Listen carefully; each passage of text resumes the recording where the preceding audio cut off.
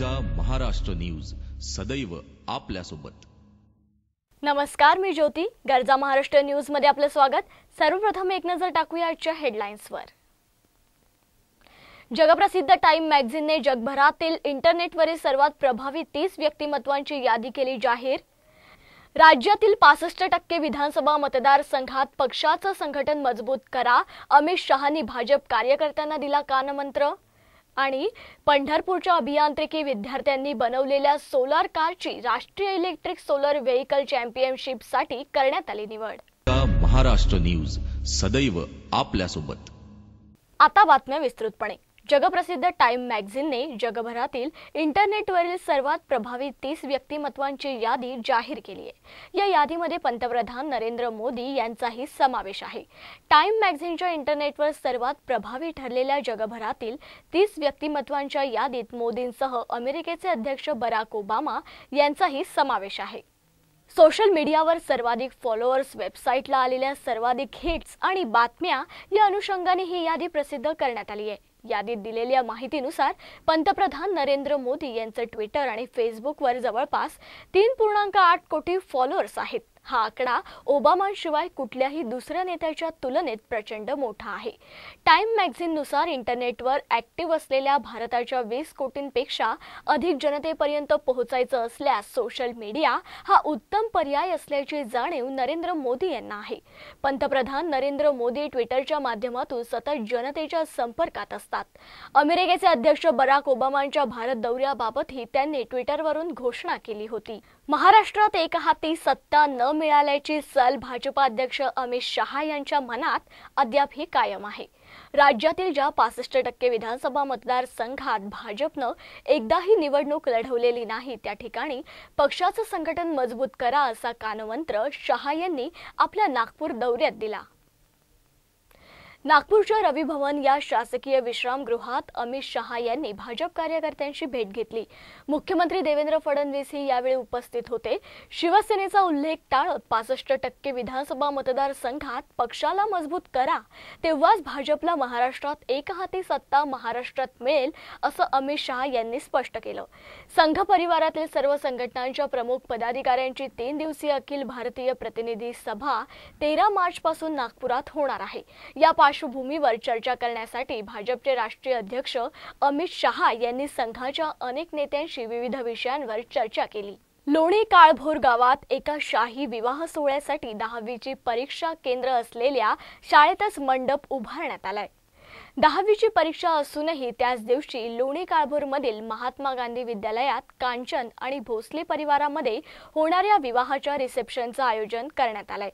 भाजप आणि राष्ट्रवादी काँग्रेसचे जवळीक असलेल्या महादेव कांचन यांच्या मुलाचा विवाह राष्ट्रवादी काँग्रेसचे पुणे महापालिकेतील नगरसेवक शिवलीला भोसले यांच्या मुलीसोबत होणार आहे। लग्नानंतरच्या रिसेप्शनसाठी गेल्या काही दिवसांपासून शाळेच्या आवारात जोरदार तयारी सुरू आहे। रिसेप्शनची वेळ संध्याकाळी असल्याचं कांचन यांच्याकडून सांगण्यात येत असलं तरी लग्नाच्या तयारीचा विद्यार्थ्यांना त्रास होतोय। महादेव कांचन हे महात्मा गांधी विद्यालय संस्थेच्या संचालक मंडळात सदस्य आहेत। शिवाय गावात होणाऱ्या या लग्नाबाबत आणि त्यामुळे होणाऱ्या त्रासाबाबत कोणीही बोलण्यास तयार नाही। विशेष म्हणजे शिक्षण विभागाने या शाळेच्या आवारात रिसेप्शन घेऊ नये म्हणून महात्मा गांधी विद्यालयाला नोटीस बजावली आहे। या लग्नासाठी शरद पवार आणि मुख्यमंत्री देवेंद्र फडणवीस यांनाही आमंत्रण दिल्याचं महादेव कांचन यांनी सांगितलंय। मेक इन इंडियाच्या पार्श्वभूमीवर पंढरपूरच्या अभियांत्रिकीच्या विद्यार्थ्यांनी बनवलेल्या सोलार कारची राष्ट्रीय इलेक्ट्रिक सोलर व्हेइकल चॅम्पियनशिपसाठी निवड करण्यात आली आहे। 500 वॅट सोलर चार्जिंगमधून 200 किलोमीटर ही गाडी धावते। इंजिनिअरिंगच्या विद्यार्थ्यांनी बनवलेली ही कार सध्या सर्वांच्या आकर्षणाचा केंद्रबिंदू ठरली। पंतप्रधान मोदींनी दिलेल्या मेक इन इंडियाच्या घोषणेपासून प्रेरणा घेत पंढरपूर इथल्या सिंहगड अभियांत्रिकी महाविद्यालयाच्या विद्यार्थ्यांनी बनवलेल्या सोलार कारची निवड पंजाबमध्ये होणाऱ्या राष्ट्रीय इलेक्ट्रिक सोलर व्हेइकल चॅम्पियनशिपसाठी महाराष्ट्राच्या संघाकडून करण्यात आली आहे। अपारंपरिक ऊर्जेचा वापर करून खर्चिक खनिज इंधनाची बचत करण्याच्या उद्देशाने सगळ्या जगभर या अपारंपरिक ऊर्जा स्रोताचा वापर सुरू करण्यात आलाय। यामध्ये चीनने जगभरातील बाजारपेठ काबीज करण्यास सुरुवात केली असताना आपल्या देशातील तरुण यासाठी प्रयत्न करून ठरू लागलेत। हाच उद्देश डोळ्यासमोर ठेवत सिंहगड अभियांत्रिकी महाविद्यालयातील 25 तरुणांनी एकत्र येऊन या सोलार कारची कल्पना सत्यात उतरवली आहे। सोलार कार बनवण्यासाठी 75,000 रुपये खर्च आला असून संस्था आणि मुलांनी एकत्रित खर्च करून ही कार बनवली आहे। 500 वॅट सोलर पॅनेलचा वापर खुबीने गाडीच्या छतासाठी करून घेत 650 वॅटची इलेक्ट्रिक मोटार वापरून ही कार बनवली आहे। सध्या ही गाडी पंढरपुरात आकर्षण ठरू लागली आहे। कोणत्याही प्रदूषणाशिवाय चालणाऱ्या या गाडीला पाहायला लोक गर्दी करू लागलेत। 1 एप्रिल पासून चंद्रपूर जिल्ह्यात दारूबंदी लागू होणार आहे। मात्र दारूबंदीचा विरोध करणाऱ्या मद्यपींनी दारूमुक्ती समितीच्या महिला अध्यक्षा संध्या राऊत यांच्यावर प्राणघातक हल्ला केलाय।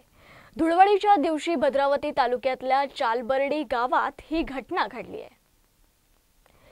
दारूबंदी संदर्भात सध्या चंद्रपूर जिल्ह्यात जनजागरणाचे कार्यक्रम होत आहेत। असाच एक कार्यक्रम धुळवडी निमित्त चालबर्डी गावात झाला। मात्र कार्यक्रमानंतर घरी आल्यावर संध्या राऊत यांच्यावर रामकृष्ण गडमल या 26 वर्षीय युवकानं वडील आणि मामाच्या मदतीने थेट घरात शिरून धारदार शस्त्रानं हल्ला केला। या हल्ल्यात संध्या राऊत या रक्तबंबाळ झाल्या। यानंतर त्यांना तातडीनं जिल्हा रुग्णालयात दाखल करण्यात आलं। संध्या राऊत यांच्या डोक्याला एकूण 13 टाके पडलेत। भद्रावती पोलिसांनी मुख्य आरोपी रामकृष्ण गडमलचा मामा शालिक शेरकुरे याला अटक केली आहे, तर रामकृष्ण आणि त्याचे वडील महादेव गडमले हे दोघेही फरार आहेत।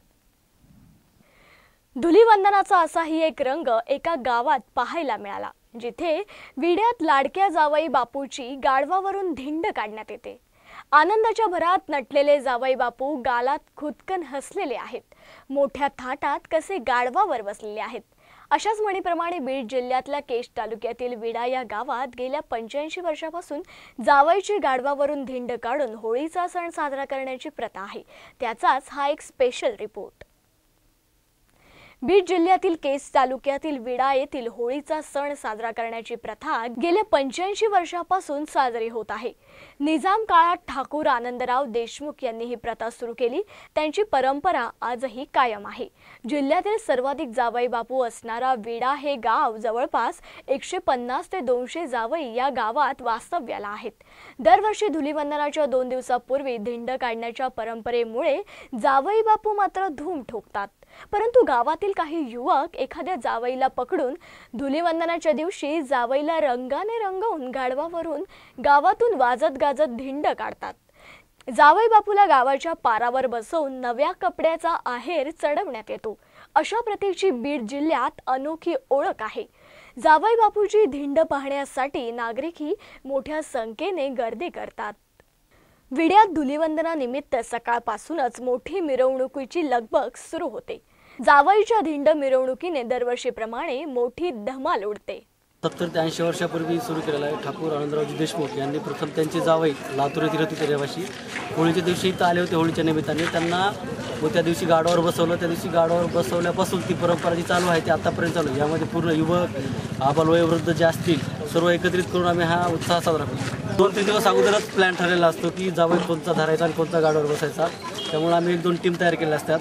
परिसरातील जितके गाव असतील त्या गावामध्ये जावई कुठला आणायचा काय, मग त्यातील एक जावई निवडायचा आणि एका दिवशी रात्री आणून त्याला ठेवायचं घरी, त्याची देखरेख करायची। दुसऱ्या दिवशी गाडीवर बसून त्याची धिंड काढायची। थोडं फार नर्वस होतात, पण सर्वांच्या पुढे काही चलत नसल्यामुळे त्यांना मजबुरीनं गाडीवर बसवावं लागतं। जावईची बेइज्जत करून इज्जत करतो आम्ही। जाता जाता पुन्हा एक नजर टाकूया आजच्या हेडलाईन्सवर।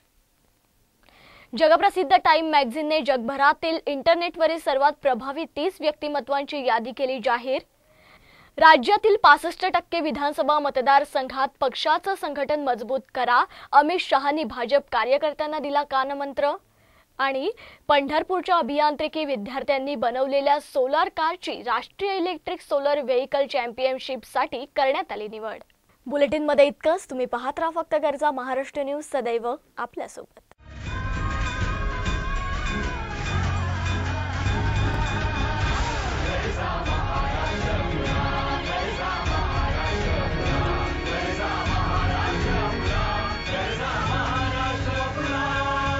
गरजा महाराष्ट्र न्यूज, सदैव आपल्यासोबत।